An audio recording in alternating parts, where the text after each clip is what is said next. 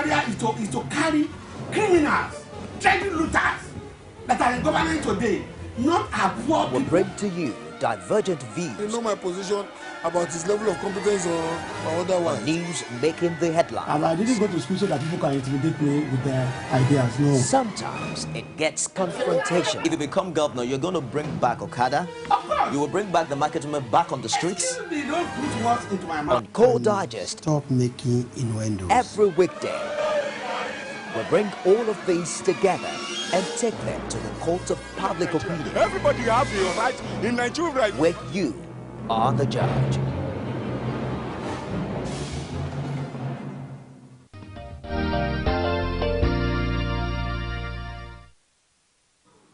Welcome back. If you just joined us, the program is called Digest, and this is the final lap of the program this morning, looking at clearing the rot of the past, the issues and challenges. Joining us in the studio now to complement my economist in the studio this morning is Liberals Osho, my legal practitioner. Thank you for joining us on the show this morning. My pleasure. Now, let me take you up on the recommendation of the Ahmed Joda-led Transition Committee that the Buhari-led administration should reduce the number of ministries, like we had in the past, 28 ministries and 28 ministers. Now, you're saying they should reduce it to 19. Will that save the cost of governance in Nigeria? Yes, it will to a large extent. It's not the first time there's this recommendation of reduction of ministries and portfolios.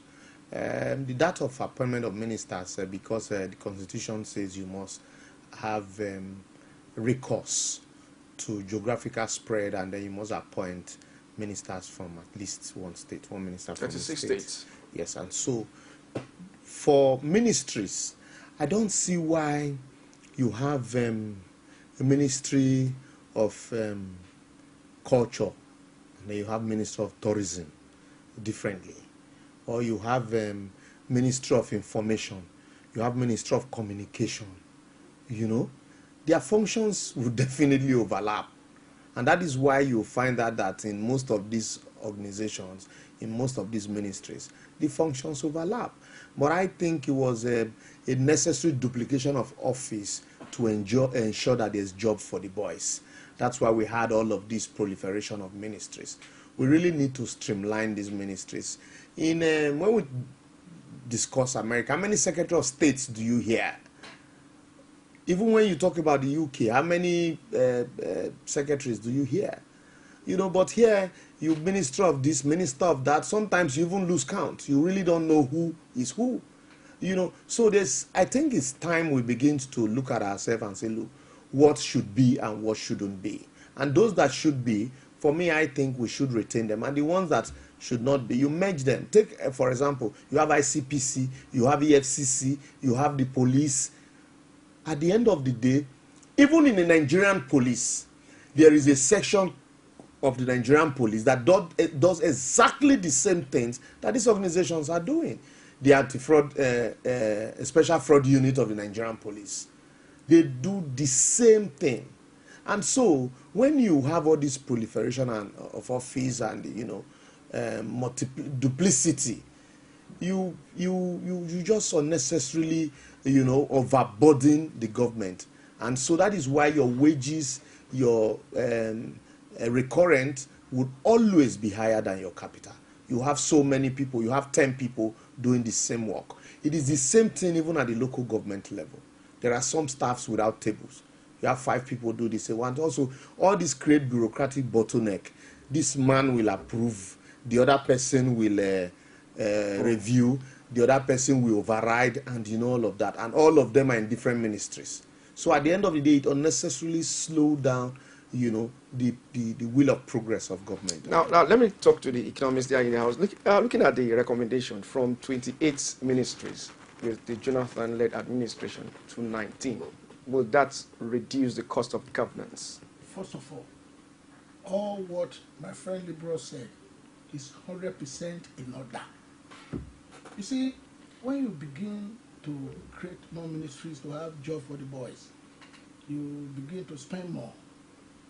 Even from that 28 to 19, it could be reduced further. If the Constitution says we should have 36 ministers, that means we have 18 ministries. we can have take ministers from all the states. And what the recommendation states is that 19 we have 19 saying, senior say, ministers, yes. then 17 ministers of states. What I would say is that it could be reduced to 18. Well, we have 18 senior ministers and 18 ministers of state. Yes. So you have equal. So that it will be equal. So that you now save cost. You don't know what we have a minister. The minister will have special advisor. The special advisor will have personal assistant. The cost of governance in this country is so tremendous. We are even looking at how it's only that people will cry wolf. Well, there are some states that are not viable, but people will cry wolf because of this Must you have at least a minister from every state? No. And that's what the constitution says. That's what the constitution says. That you should have ministers from each state of the federation. All of this our mentality of, when our child is there, it's our turn. You see this, it's a very big problem. We always believe now the Northerners are happy. Oh yes, it's our turn to rule now. Power has returned home. It has returned to us. And then you now begin to ask yourself, what will the impact of a Buhari presidency do to the average man in Daura or the average man in Katsina? What was the impact of Obasanjo's presidency to the average Ottoman? What was the impact of the Otuoke man, Jonathan's presidency, to the Otuoke people? Nothing. Do you believe that there is any rot in the past? And so, yes, a lot. If there is no rot in the past, we will be where we are. We won't be complaining. We won't be coming here every day to complain, to talk about inefficiency in government. And so this idea of, yes, you must put our son there, every state must have a minister, for me is an aberration.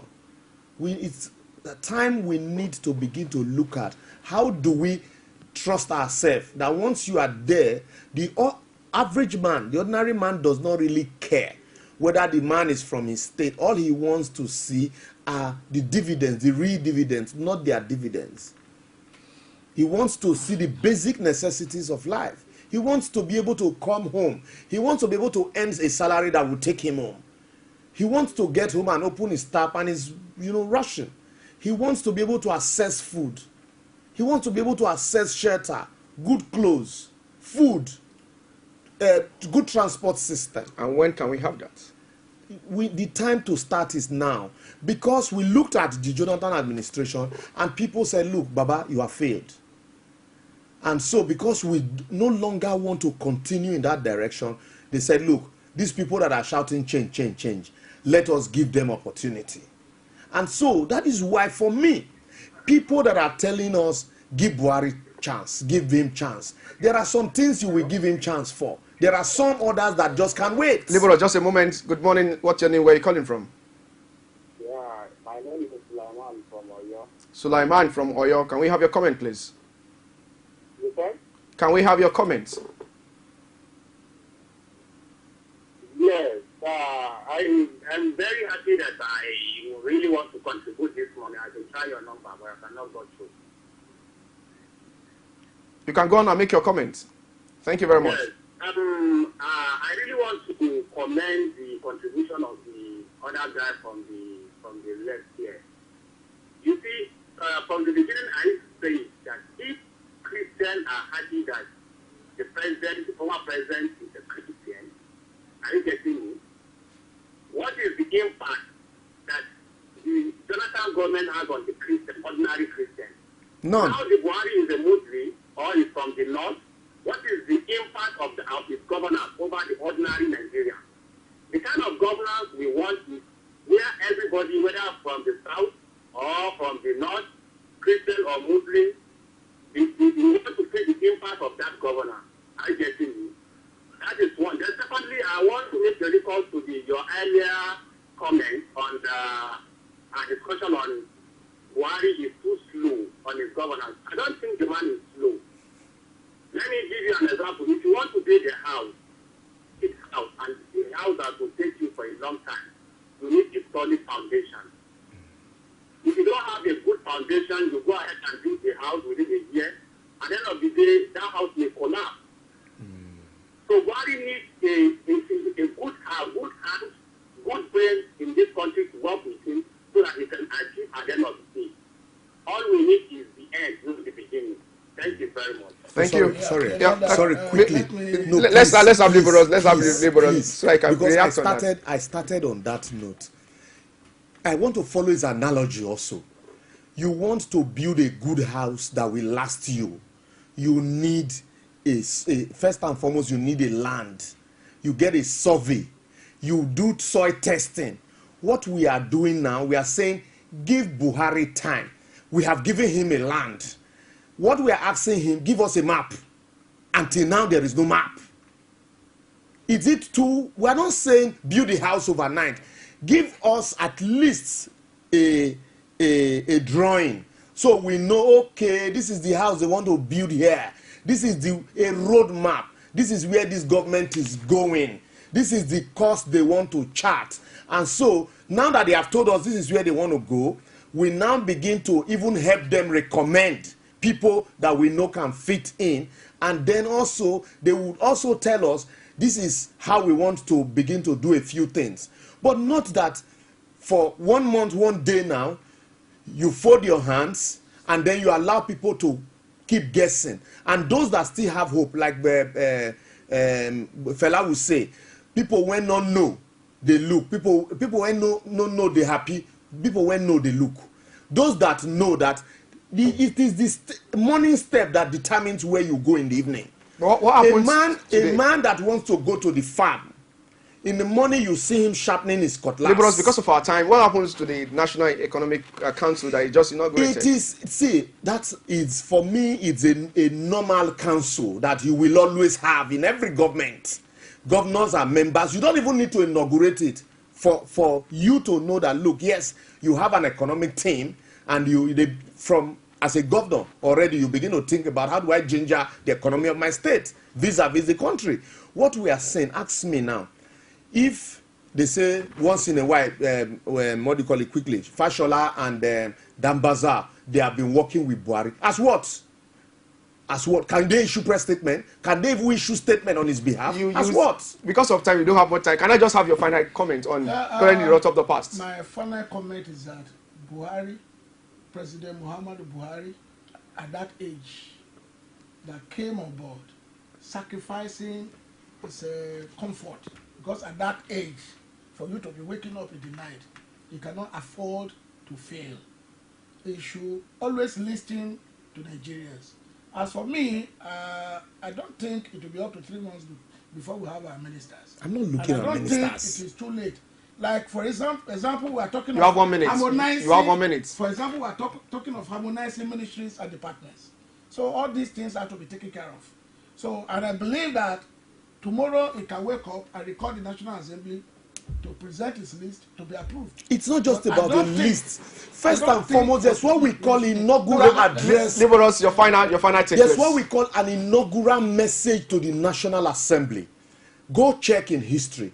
Every president must have an inaugural message to show a roadmap of where he wants to go. The National Assembly is now to toe that line and go to that sometimes take like 2 to 3 month debates for the National Assembly to look at the programs, the map of the administration. Okay, this is where this administration wants to drive us to.